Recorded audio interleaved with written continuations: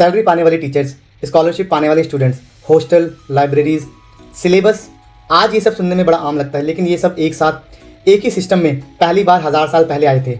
और इन्हें लाने वाला कोई स्कॉलर नहीं था, वो था एक वजीर, यानी सल्तनत का सबसे बड़ा मंत्री।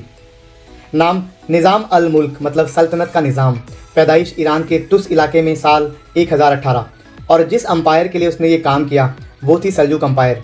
यहाँ एक दिलचस्प बात समझने वाली है, सल्जूक रूलर्स तुर्क थे, आर्मी भी तुर्क थी, लेकिन सल्तनत चलाने वाला सिस्टम था पर्शियन। निज़ाम अल मुल्क 30 साल तक 2 सुल्तान का वजीर रहा, अल्प अरसलान और मलिक शाह। और सच ये है कि असली ताकत काफ़ी हद तक उसी के हाथ में थी। अब उसका सबसे बड़ा काम, साल 1065 बगदाद में उसने एक मदरसा कायम किया जिसका नाम रखा गया निज़ामिया। लेकिन सिर्फ बगदाद में ही नहीं, Nishapur, Isfahan, Basra, Herat, Balkh, Mosul, कई शहरों में एक पूरा नेटवर्क। और सबसे अहम बात ये थी कि इनका खर्च कैसे चलता था। उसने इनके नाम वक्फ बनाया, यानी ज़मीन और प्रॉपर्टी हमेशा के लिए मदरसे के नाम कर देना ताकि आमदनी चलती रहे। इसका मतलब ये हुआ कि टीचर्स को पक्की सैलरी मिलने लगी, स्टूडेंट्स को खाना, रहना और स्कॉलरशिप सब मुफ्त हो गया, और मदरसा किसी एक अमीर आदमी के मूड पर जिंदा नहीं रहता था। और इसी निज़ामिया से जुड़ा उस दौर का सबसे बड़ा नाम इमाम गज़ाली। सिर्फ 33 साल की उम्र में उन्हें बगदाद निज़ामिया का हेड बना दिया गया था। उस वक्त की सबसे बड़ी एकेडमिक कुर्सी मानी जाती थी हेड ऑफ निज़ामिया। फिर 4 साल बाद उन्होंने वो कुर्सी छोड़ दी और तसव्वुफ़ के रास्ते चले गए, लेकिन वो अलग कहानी है। निज़ाम अल मुल्क ने एक किताब भी लिखी जिसका नाम था सियासत नामा, सुल्तान मलिक शाह के लिए।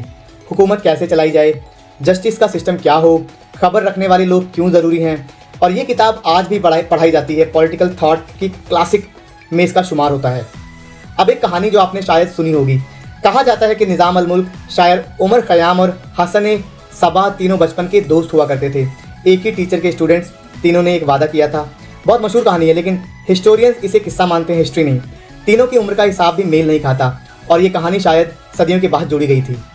साल 1092 इस्फहान से बगदाद जाते हुए रास्ते में निज़ाम अल मुल्क का कत्ल हो गया, और रिवायत के मुताबिक कातिल हसन साबा के ग्रुप से था।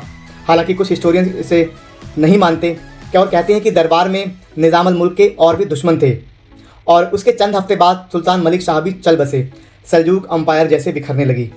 अब एक सवाल ईमानदारी से, क्या उसने कोई यूनिवर्सिटी इन्वेंट की थी? नहीं।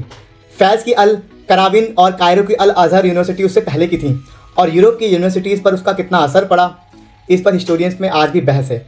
लेकिन जो बात किसी बहस में नहीं है वो ये है कि उसने पहली बार इल्म को एक मुकम्मल सरकारी सिस्टम बनाया, यानी नेटवर्क, जिसका बजट होता था, जिसकी सैलरीज होती थी, स्टूडेंट्स को स्कॉलरशिप मिलती थी। उसने एजुकेशन को चैरिटी नहीं समझा, उसने इसे हुकूमत की इंफ्रास्ट्रक्चर का पार्ट बना दिया।